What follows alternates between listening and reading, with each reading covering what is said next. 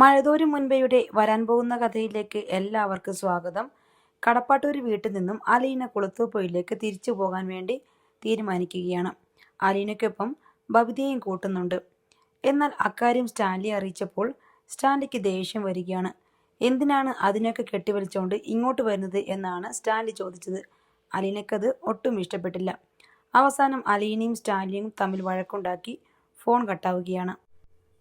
പപ്പ പിണങ്ങിയതുകൊണ്ട് അലീനയ്ക്ക് അന്ന് രാത്രി ഉറങ്ങാൻ കഴിഞ്ഞില്ല.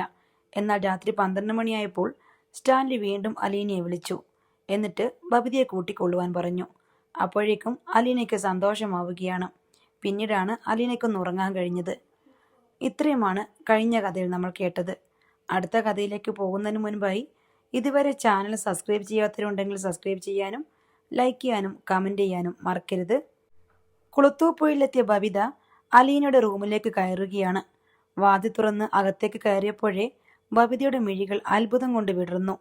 കമനീയമായ വിൻഡോ കർട്ടനുകൾ, ചപ്രമഞ്ചം പോലുള്ള കിടക്ക, sofa settee, TV, AC, fridge, computer, teapoy തുടങ്ങി എല്ലാവിധ ആധുനിക സജ്ജീകരണങ്ങളുമുള്ള മുറി. ബബിത മുറിയിലൊന്നു ചുറ്റിത്തിരിഞ്ഞു. നിലത്ത് വിരിച്ച വൃത്താകൃതിയിലുള്ള പരവതാനിയുടെ പതുപതുപ്പിൽ പാദം അമർത്തി നോക്കി. അലീന ചേച്ചിയുടെ റൂമായത്? അതിശയത്തോടെ ബബിത ചോദിച്ചു. അലീന പുഞ്ചിരിച്ചു തല കുലുക്കി. ചേച്ചിയുടെ സ്വന്തം മുറിയാണോ? പപ്പ എനിക്ക് വേണ്ടി ഒരുക്കി തന്നതാ. സ്വന്തമാണെന്ന് ചോദിച്ചാ നമുക്കെന്താ സ്വന്തമായിട്ടുള്ളത്? ഒന്നുമില്ല. ജീവൻ പോലും ഉപേക്ഷിച്ചു പോകേണ്ടവരല്ലേ നമ്മൾ. എന്നാലും രാജകൊട്ടാരത്തിലെ അന്തഃപുരം പോലുള്ള ഈ മുറി ഇവിടെ ഇട്ടിട്ടാണോ അലീന ചേച്ചി കടപ്പാട്ടൂർ വന്ന് ഞങ്ങൾക്ക് വെച്ച് വിളമ്പി തരികയും ഞങ്ങളുടെ വിഴുപ്പലക്കിയും മുറ്റവും വീടും തൂത്തു തുടക്കിയും ഒക്കെ ചെയ്തത്? അങ്ങനെയല്ല മോളെ നമ്മൾ വിചാരിക്കേണ്ടത്. അനാഥയായി വളർന്ന് അടുക്കള ജോലിക്കാരിയായിട്ട് കഴിഞ്ഞുകൂടിയ എനിക്ക് ഇത്രയും നല്ലൊരു മുറി യേശു ഏർപ്പാടാക്കി തന്നില്ലേ? ഇനി അവൾ ഒരു ജോലിയും ചെയ്യാതെ സുഖിച്ചു മതിച്ച് കിടന്നോട്ടെ എന്ന് കരുതിയാണോ? ഒരിക്കലുമല്ല. എൻ്റെ കുഞ്ഞ് ജോലി ചെയ്ത് കഷ്ടപ്പെട്ട് വരുമ്പം അവൾക്ക് ഒരിത്തിരി നേരം വിശ്രമിക്കാൻ ഒരു നല്ല സ്ഥലം ഒരുക്കി കൊടുത്തേക്കാമെന്നേ യേശു കരുതിയിട്ടുള്ളൂ. അതിന് പപ്പയെ ചട്ടം കെട്ടിയെന്ന് മാത്രം. ബബിത ഇമയനക്കാതെ അലീനെ തന്നെ നോക്കി നിന്നു. എന്താടി ഇങ്ങനെ നോക്കുന്നേ? വിശ്വാസമായില്ലേ ഞാൻ പറഞ്ഞത്? ബബിത അവളുടെ കഴുത്തിലൂടെ കൈയിട്ട് കെട്ടിപ്പിടിച്ചു. ആ തോളത്തേക്ക് മുഖമർപ്പിച്ച് മന്ത്രിച്ചു. എനിക്ക് വിശ്വാസമായി. അവളുടെ സ്വരത്തിൽ നനവ് പടർന്നു. ഞാനൊക്കെ എന്തുമാത്രം അഹങ്കരിച്ചിട്ടുണ്ട് ചേച്ചി. സ്വർണ്ണക്കടയും ജൗളിക്കടയും ഒക്കെയുള്ള ബാലചന്ദ്ര മേനോന്റെ മോളാണല്ലോന്ന്. എല്ലായിടത്തും ഞാൻ ആ തണ്ട് കാണിച്ചിട്ടുമുണ്ട്. സാരമില്ല. അലീന വാത്സല്യത്തോടെ അവളെ തഴുകി. അങ്ങനെ അഹങ്കരിച്ചതിലൊന്നും ഒരു തെറ്റുമില്ല. പക്ഷേ സ്ഥലം മാറിപ്പോകരുത്. സ്വർണ്ണക്കടയിൽ ചെന്നിട്ട് മോൾക്ക് ഞെളിഞ്ഞു നിൽക്കാം. എൻ്റെ അച്ഛൻ്റെ സ്വർണ്ണക്കടയാണിത്. അതുപോലെ ജൗളിക്കടയിൽ ചെന്നിട്ടും ഗമ കാണിക്കാം. ഇതെൻ്റെ അച്ഛൻ്റെ ടെക്സ്റ്റൈൽ ഷോപ്പാണ്. പക്ഷേ സ്കൂളിൽ ചെല്ലുമ്പോഴോ സ്വർണ്ണക്കടക്കാരൻ്റെ മോളുമല്ല, ജൗളിക്കടക്കാരൻ്റെ മോളുമല്ല. 100 കണക്കിന് വിദ്യാർത്ഥികളിൽ ഒരാൾ മാത്രം.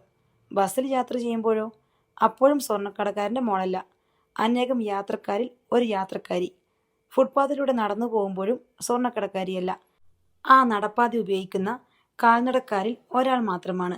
എല്ലായിടത്തും മുതലാളിയുടെ മകളാകാൻ ശ്രമിക്കുമ്പോഴാ നമ്മുടെ താളം തെറ്റുന്നത്. ബബിതയ്ക്ക് ഒരു കണ്ണുനീർ തുള്ളി പോലെ കാര്യം വ്യക്തമായി. ഒരു സങ്കീർണതയുമില്ല. ഇത്രയും ലളിതമായി മറ്റാർക്കും തൻ്റെ തെറ്റ് ചൂണ്ടിക്കാട്ടിത്തരാൻ പറ്റില്ലെന്ന് അവൾക്ക് തോന്നി. എനിക്ക് ഇങ്ങനെയൊരു ചേച്ചിയെ തന്നതും യേശുവാണോ? അവൾ നിഷ്കളങ്കതയോടെ ചോദിച്ചു. അലീന അവളുടെ കവിളത്ത് തലോടി. ദൈവം ഒന്നല്ലേ ഉള്ളൂ മോളെ. നിനക്കിഷ്ടമുള്ള പേര് വിളിച്ചോ. ഞാനൊരു ക്രിസ്ത്യാനിയെ പോലെ വളർന്നതുകൊണ്ട് യേശു എന്ന് വിളിക്കുന്നു. ഒരു ഹിന്ദു കുടുംബത്തിൽ ജനിച്ചിരുന്നെങ്കിൽ ഞാൻ എൻ്റെ ദൈവത്തെ കൃഷ്ണൻ എന്ന് വിളിച്ചേനെ. ഞാനൊരു മുസ്ലിം കുടുംബത്തിലാണ് ജനിച്ചു വളർന്നതെങ്കിൽ എൻ്റെ ദൈവം അല്ലാഹു ആകുമായിരുന്നു. പക്ഷേ നമ്മൾ ജനിക്കുന്നതിന് മുൻപേ നമ്മുടെ മതവും ദൈവവും ഏതെന്ന് നമ്മുടെ കുടുംബങ്ങൾ തീരുമാനിച്ചു കഴിയും. നമുക്കത് യാതൊരു പങ്കുമില്ല, ദൈവത്തിനുമില്ല. ആൻ്റപ്പൻ അലീനയുടെ റൂമിൻ്റെ വാതുക്കൽ വന്ന് തൊണ്ട ചിനക്കി. ബബിത നാണത്തോടെ ആലിംഗനത്തിൽ നിന്ന് അകന്നു. ചോറുണ്ടായിരുന്നോ കുഞ്ഞെ? ഊണില്ലേ ഇവിടെ ആൻ്റപ്പൻ ചേട്ടാ? ചോറ് വെച്ചിട്ടുണ്ട്. ഉണ്ടില്ലെങ്കിൽ എടുക്കട്ടെ എന്ന് ചോദിക്കാനാണ് ഞാനിപ്പോൾ വന്നേ. ഉണ്ടില്ല ആൻ്റപ്പൻ ചേട്ടാ. പപ്പ ഊണ് കഴിച്ചോ? കുറച്ചു നേരം നിങ്ങളെ വെയിറ്റ് ചെയ്തു. സാബിൻ്റെ ചിട്ട അറിയാമല്ലോ. സാബ് ഊണ് കഴിച്ചെഴുന്നേറ്റപ്പോഴാ നിങ്ങളുടെ വരവ്. സാരമില്ല, ഞങ്ങൾ കഴിച്ചോളാം. പിന്നെ ആൻ്റപ്പൻ ചേട്ടാ, ഇതെൻ്റെ അനുജത്തിയാ കേട്ടോ. പേര് ബബിത. പാലായില വീട്. ഞാനിവിടെ വരുന്നതിന് മുൻപ് ഇവളുടെ വീട്ടിലായിരുന്നു. ആൻ്റപ്പൻ ഉവ്വെന്ന് തലയാട്ടി. അയാൾ തിരികെ കിച്ചണിലേക്ക് പോയി. രണ്ടുപേർക്ക് ഊണെടുത്ത് വയ്ക്കാൻ പൗലോസിനോട് പറഞ്ഞു. ബൈജു ഇതിനകം തന്നെ നിന്നുകൊണ്ട് ഊണ് കഴിച്ച് തീർന്നിരുന്നു. ഇത്തിരി അങ്ങോട്ട് മാറി നിന്നോണ്ട് തിന്നാൻ പോലുമുള്ള ക്ഷമയില്ലല്ലോ ബൈജു നിനക്ക്. വിളമ്പി വെച്ചു കൊടുത്ത ആ സ്ലാബിൽ തന്നെ നിന്നോണ്ട് വെട്ടു വിഴുങ്ങിയല്ലോടാ. പൗലോസ് ദേഷ്യപ്പെട്ടു. എൻ്റെ പൗലോസ് ചേട്ടാ, വിശന്നിട്ട് കണ്ണു കാണാൻ മേലായിരുന്നു. മുതലാളിയുടെ മോളാണെന്ന് പറഞ്ഞിട്ട് വല്ല കാര്യമുണ്ടോ? എന്നാ പിശുക്കത്തിയ. ഒരൊറ്റ ഹോട്ടലിൻ്റെ മുൻപിൽ പോലും വണ്ടി നിർത്തിയില്ല. അലീന അത് കേട്ടുകൊണ്ടാണ് കിച്ചണിലേക്ക് കടന്നത്. ആരാ ബൈജേട്ടാ പിശുക്കത്തി? ഞാനാണോ? ബൈജു നടുങ്ങിപ്പോയി. പിശുക്കത്തിയോ? ഞാനങ്ങനെ പറഞ്ഞില്ലല്ലോ. പിശാങ്കത്തിയുടെ കാര്യമാ പറഞ്ഞത്. മനസ്സിലായി. അലീനയുടെ പിന്നാലെ ചെറിയ പരുങ്ങലോടെ നടന്ന ബബിതിയെ പൗലോസ് ഇടയ്ക്കിടെ പാളി നോക്കി. ഇവളെ മനസ്സിലായോ പൗലോസ് ചേട്ടന്? അലീന ചോദിച്ചു. ആ, ബൈജു പറഞ്ഞായിരുന്നു.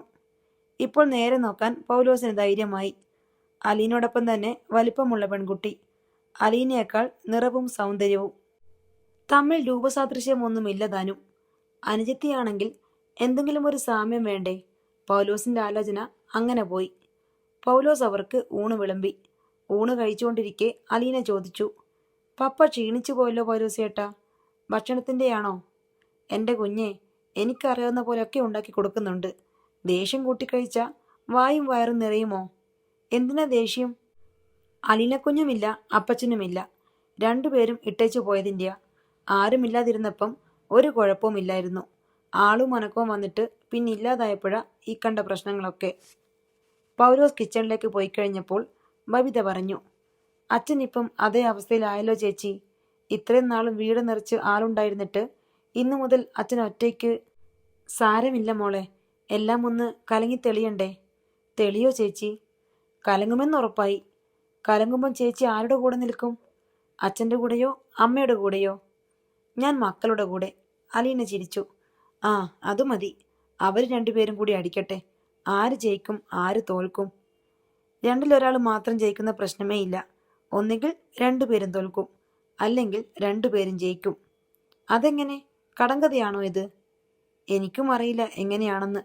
പക്ഷേ ഉത്തരം ഇതാണ്, അലീന പറഞ്ഞു. ബബിത ദീർഘമായൊന്ന് നിശ്വസിച്ചു. എന്നിട്ട് ചോദിച്ചു. അലീന ചേച്ചിയുടെ പപ്പയെ കണ്ടില്ലല്ലോ. പപ്പ ഇപ്പോൾ മയക്കമായിരിക്കും. ഊണ് കഴിഞ്ഞ് 1 മണിക്കൂർ ഒരു ഉറക്കം പതിവുള്ളതാ. എന്നോട് ദേഷ്യമാണെന്നറിയാം. എന്നാലും എനിക്കൊന്ന് കണ്ടാൽ കൊള്ളാമെന്നുണ്ട്. വല്ലയിടത്തൂടെയും ഒളിഞ്ഞു നോക്കാൻ പറ്റുമോ ചേച്ചി? അതിൻ്റെ ഒന്നും ആവശ്യമില്ല. നമുക്ക് അത്താഴ സമയത്ത് കാണാം. എന്നെ കണ്ടാൽ ഗറ്റടിക്കോ കേണൽ? സുരേഷ് ഗോപിയുടെ മാതിരി ഫുല്ലേന്ന്. ഒന്ന് പോടി. അലീന കളിയായി അവളുടെ കൈത്തണ്ടിൽ ഒരടി വെച്ചു കൊടുത്തു. കൂടി വന്ന കണ്ണുരുട്ടി കാണിക്കുമായിരിക്കും, അലീന പറഞ്ഞു. ഊണ് കഴിഞ്ഞ് അലീന ബബിതയെ കൊണ്ട് നടന്ന് വീടെല്ലാം കാണിച്ചു കൊടുത്തു. നായ്ക്കൂടുകൾക്ക് അരികെ കൊണ്ടുപോയി പരിചയപ്പെടുത്തി.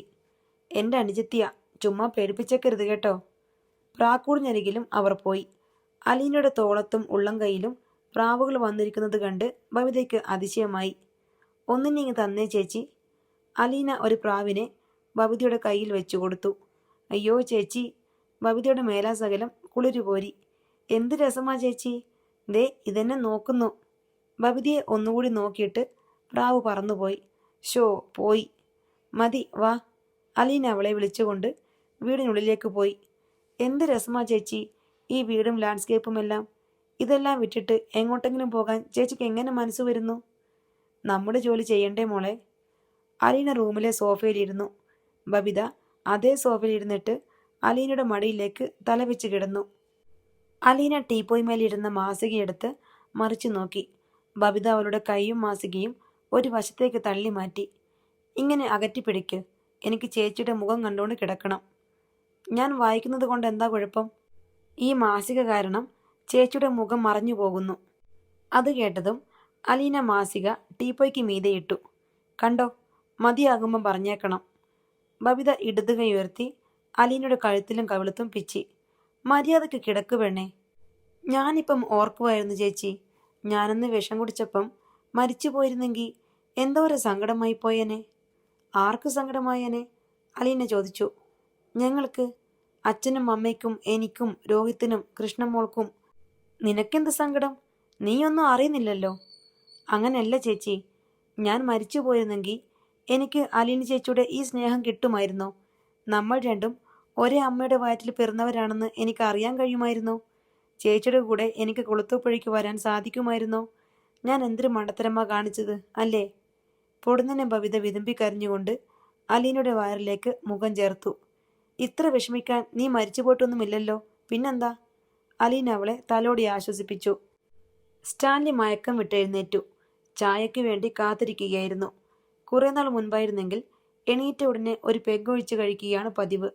അലീന പതിയെ പതിയെ സ്റ്റാൻലിയുടെ മദ്യപാനത്തിന്റെ അളവ് കുറച്ചതിന് ശേഷം ചില നേരങ്ങളിൽ കോട്ട ഒഴിവാക്കി. വാതിലിൽ തട്ടുന്ന ശബ്ദം കേട്ടതേ സ്റ്റാൻലിക്ക് മനസ്സിലായി ചായ എത്തിക്കഴിഞ്ഞെന്ന്. കമീൻ, അയാൾ പറഞ്ഞു. അലീന ചായവുമായി കയറി വന്നു. അത് കൈപ്പറ്റിയിട്ട് സ്റ്റാൻലി പറഞ്ഞു, എത്ര ദിവസമായി നീ എനിക്കൊരു ചായ തന്നിട്ട്?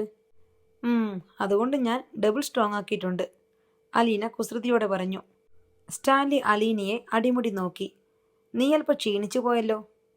ആ, ക്ഷീണിച്ചു കാണും. ഇവിടായിരുന്നപ്പം അമിതാഹാരമായിരുന്നല്ലോ. പപ്പ മിച്ചം വച്ചതുകൂടി എടുത്തു കഴിക്കുന്ന ഡ്യൂട്ടി എനിക്കായിരുന്നല്ലോ. സമ്മതിച്ചു. നിനക്ക് പുതിയ പ്ലാൻ വല്ലതുമുണ്ടോ? കയ്യിലിരിപ്പ്. ഒരു കാര്യം പറഞ്ഞേക്കാം, ഇനി ഈ വീട്ടിൽ നിന്ന് പുറത്തിറങ്ങാൻ ഞാൻ സമ്മതിക്കില്ല. അയ്യോ പപ്പ, ഒരു പ്രോഗ്രാം ഉണ്ടല്ലോ. എന്ത് പ്രോഗ്രാം? സ്റ്റാൻലിയുടെ ഒച്ച കനത്തു. ഒരു tour program. Singapore, Malaysia, Philippines, Thailand. Package scheme. നമുക്ക് ഒന്നിച്ചു പോകാം. ഓ, അതിനി നടക്കില്ല. അതെന്താ പപ്പ നടക്കാത്തെ? നിനക്ക് പാസ്പോർട്ടില്ലാതെ എങ്ങനെയാ വിദേശയാത്ര നടത്തുന്നേ? പപ്പായ്ക്ക് എയർ ടിക്കറ്റ് ഇല്ലാതെ പോകാമെങ്കിൽ എനിക്ക് പാസ്പോർട്ടില്ലാതെയും പോകാം, അലീന കുസൃതിയോടെ പറഞ്ഞിട്ട് മുറി വിട്ടുപോയി. സ്റ്റാൻലി ചെറിയ ചമ്മലോടെ ഇരുന്നു. ചായ കുടിച്ച ശേഷം അയാൾ സന്തത സഹചാരികളായ നായ്ക്കളെയും കൂട്ടി ജീപ്പിന്റെ സ്വിച്ച് കീയും എടുത്ത് തോട്ടത്തിലേക്ക് പോകാൻ ഇറങ്ങി.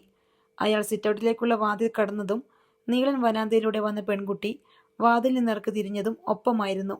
സ്റ്റാൻലി സ്തംഭിച്ച് നിന്നുപോയി. വൈജയന്തി. 25 വർഷം മുൻപത്തെ അതേ രൂപത്തിൽ, അതേ വേഷത്തിൽ. ഇത് സ്വപ്നമോ മായക്കാഴ്ചയോ? ചോരഞരമ്പുകൾ പിണഞ്ഞു കിടക്കുന്ന വലിയ കണ്ണുകളിൽ നിന്നുള്ള നോട്ടമേറ്റ് ബബിത പരിഭ്രമിച്ചുപോയി. ഒരു വലിയ മനുഷ്യരൂപം വാതിലിനരികെ നിറഞ്ഞു നിൽക്കുന്നു. അവൾ ഭിത്തിയിലൂടെ മുതുകു നിരക്കി വാതിൽ കടന്നു. പിന്നെ അലീന ചേച്ചി എന്ന് വിളിച്ചുകൊണ്ട് ഒറ്റ ഓട്ടം വെച്ചു കൊടുത്തു. അലീന മുറിയിൽ അലക്കാനുള്ള തുണികൾ ബക്കറ്റിൽ എടുത്തിടുകയായിരുന്നു. ബബിത പേര് വിളിക്കുന്നത് കേട്ട് അവൾ നിവർന്നു. അപ്പോഴേക്കും ബബിത മുറിയിലേക്ക് ഓടിക്കയറി വരികയും ചെയ്തു. എന്തു പറ്റി? നിന്നെ ആരെങ്കിലും ഓടിച്ചോ? അതോ പേടിച്ചോ? അലീന ചേച്ചിയുടെ പപ്പയാണെന്ന് തോന്നുന്നു. വലിയ ഒരാള്, തടിയൻ. ബബിത താൻ ഓടിവന്ന ദിക്കിലേക്ക് കൈ ചൂണ്ടി. അതിനാണോ നീ ഓടിയത്? അലീന ചേച്ചി പറഞ്ഞത് ശരിയാ. എന്നെ ഇങ്ങനെ കണ്ണുരുട്ടി നോക്കി. ബബിത കണ്ണുമിഴിച്ച് അഭിനയിച്ച് കാണിച്ചു. ഹോ, എൻ്റെ പ്രാണം പാതിയും പോയി. നിന്റെ ഒരു കാര്യം, പപ്പയും പേടിച്ചു പോയി കാണും നിന്റെ ഓട്ടം കണ്ടിട്ട്. വാ നോക്കാം. അലീന ഇടനാഴിയിലേക്ക് ഇറങ്ങി. ഞാനില്ല, ബബിത പറഞ്ഞു. വാടി. എന്നെ കണ്ടുകൂടാത്തയാളല്ലേ, ഞാൻ വരില്ല. അലീന സിറ്റൗട്ട് വരെ ചെന്ന് നോക്കി. ഒരു ജീപ്പ് ഗേറ്റിലേക്ക് പോകുന്നത് മാത്രം കണ്ടു. ബബിതയെ കണ്ടതും സ്റ്റാൻലിക്ക് ഒരു ഷോക്കായിരുന്നു. സ്റ്റാൻലി 24 വർഷങ്ങൾക്ക് മുമ്പുള്ള വൈജയന്തിയുമായുള്ള ജീവിതത്തിലേക്ക് ചിന്തിച്ചുപോയി. സ്റ്റാൻലി മെല്ലെയാണ് ജീപ്പ് ഓടിച്ചത്. തിടക്കമൊന്നുമില്ല. കോളേജ് വിടാൻ ഇനിയും സമയമുണ്ട്. സെന്റ് ജോൺസ് ക്രോസിംഗിൽ ഇടതുഭാഗം ചേർത്ത് നന്നേ ഒതുക്കി ജീപ്പ് നിർത്തി. എന്നിട്ട് സ്വയം നോക്കി. മിലിട്ടറി ജീപ്പിൽ, മിലിട്ടറി യൂണിഫോമിൽ. തൻ്റെ പേഴ്സണാലിറ്റി തരക്കേടില്ലെന്ന് അയാൾക്ക് തന്നെ തോന്നി. കൊള്ളാം, സ്വയം പറഞ്ഞു. കോളേജ് വിട്ട് വിദ്യാർത്ഥികൾ പുറത്തേക്ക് വരുന്നുണ്ട്. വൈജയന്തി എവിടെ? ഓർക്കാപ്പുറത്ത് മുമ്പിൽ ചെന്ന് പെട്ടതുപോലെ വേണം ചെല്ലാൻ, അല്ലെങ്കിൽ ക്ഷീണമാണ്. ക്യാപ്റ്റൻ റാങ്കിലുള്ള ഒരു പട്ടാള ഉദ്യോഗസ്ഥൻ കോളേജ് റോമിയോയെ പോലെ തരം താഴാൻ പാടില്ല. വൈജയന്തി ഫയൽ മാറത്തടുക്കി പിടിച്ച് അരയണത്തെ പോലെ വരികയാണ്.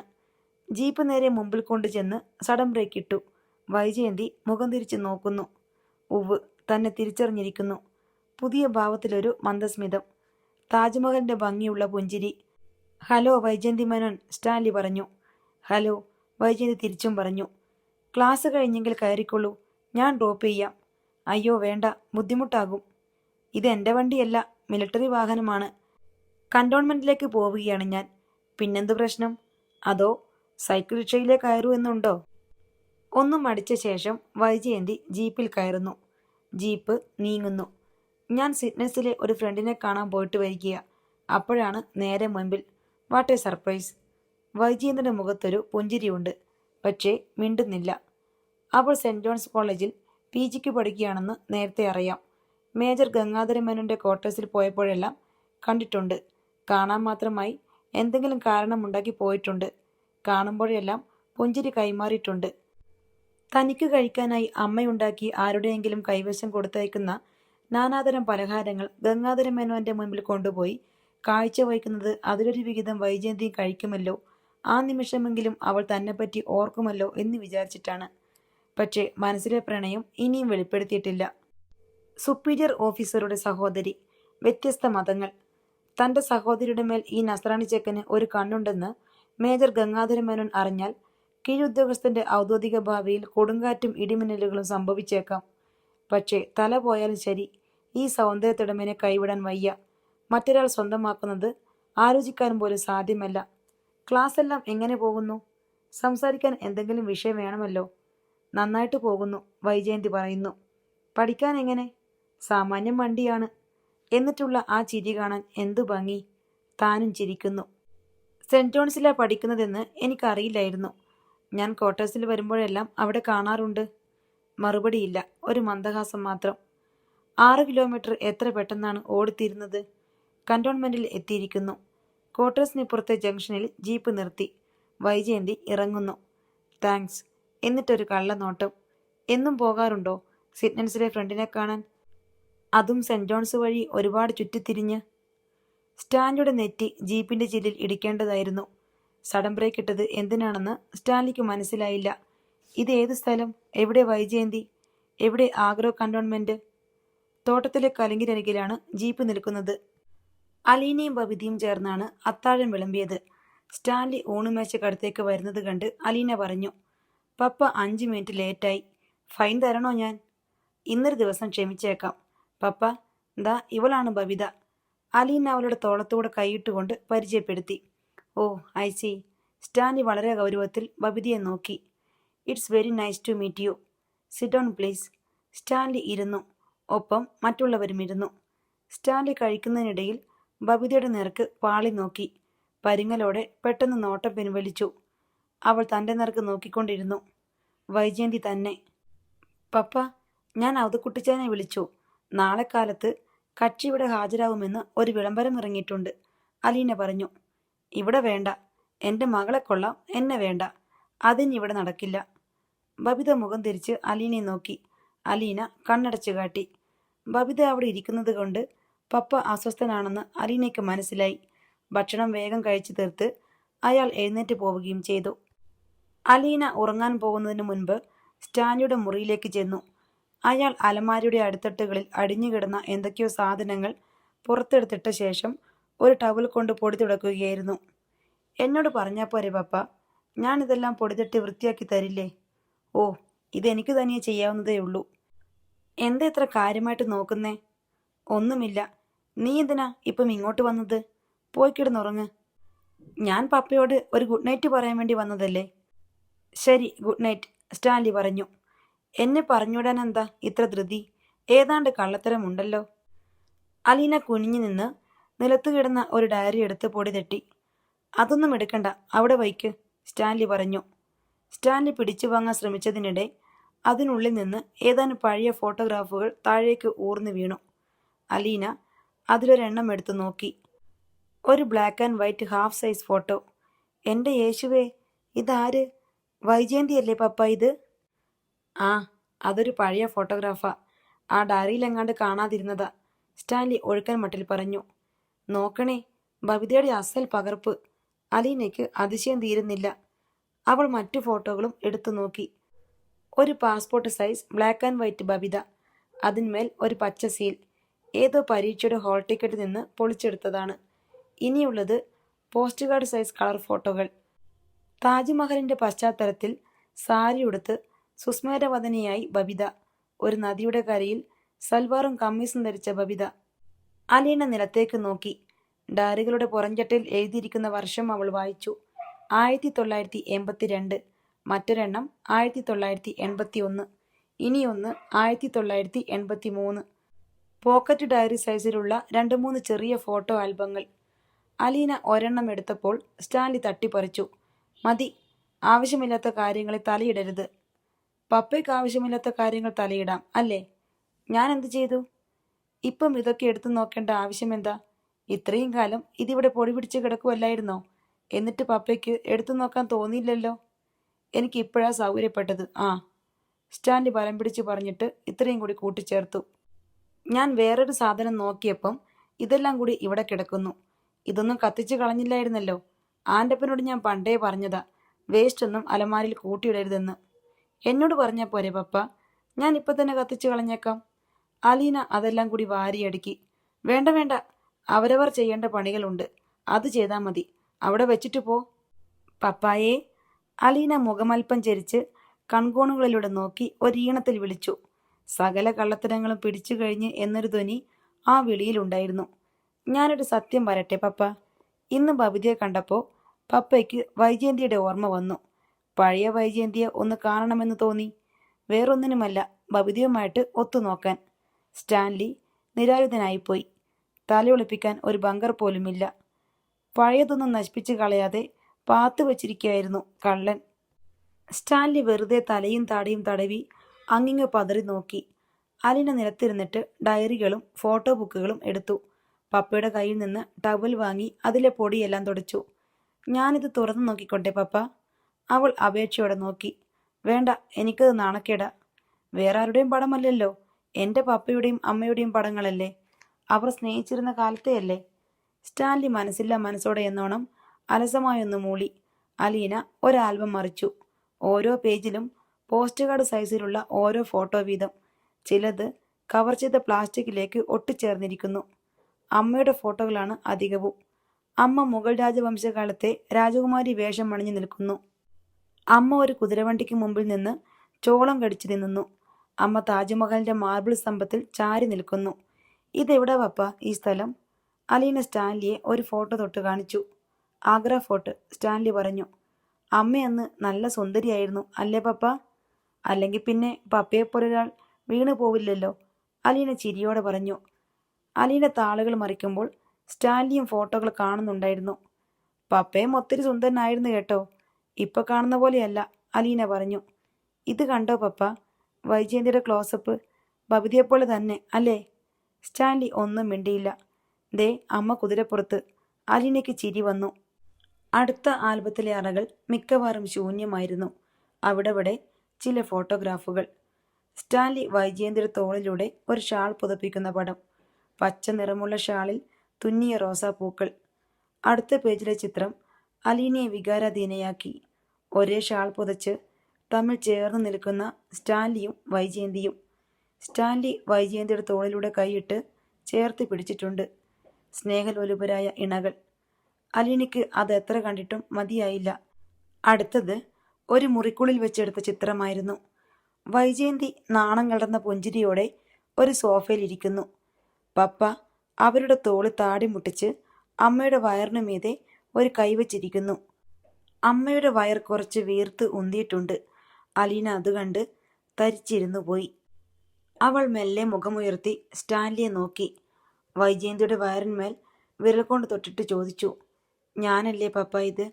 സ്റ്റാൻലിയും വികാരാധീനനായി കഴിഞ്ഞിരുന്നു. അയാൾ പതിയെ തലയാട്ടി.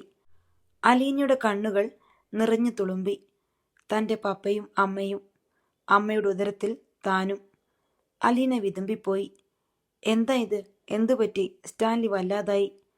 അലീന കണ്ണീരോടെ പപ്പയെ നോക്കി.